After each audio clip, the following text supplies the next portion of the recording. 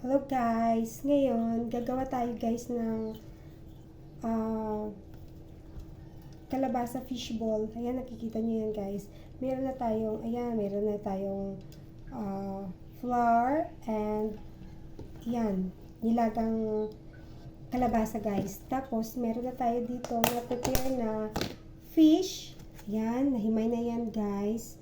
Nilaga ko siya with tanglad at asin. Tapos, yan, nag-chop na ako ng onion, garlic, tsaka sibuyas dahon, tapos sili. Ayan. Yan guys. Mix-mix na natin dito guys.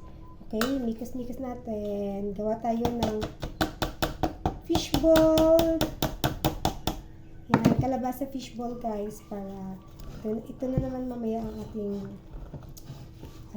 kakainin. So, mekos-mekos lang guys. Meron na yan siyang pampaalsa. Meron ng yeast. Yeast ang nilagay ko yan guys. So, ayan. Medyo guys. Medyo malapot guys. So, I think meron na siyang asin, paminta. Yan na, meron na. Lagyan ko na guys. Yan. Ganyan. Mix-mix lang natin guys. Mekos. Yan. Kasi ang asawa ko guys, nag-request ng kalabasa fishball daw. So, dahil favorite niya ang fishball. Ayan guys. Ngayon, nandito na lang tayo sa ating cooking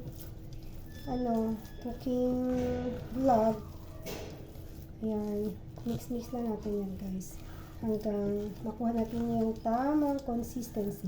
Tapos guys, ayan, i-rest natin siya muna guys. Ayan, bye muna guys, abangan nyo na lang ang next chapter ng pagluluto ko ng fishball.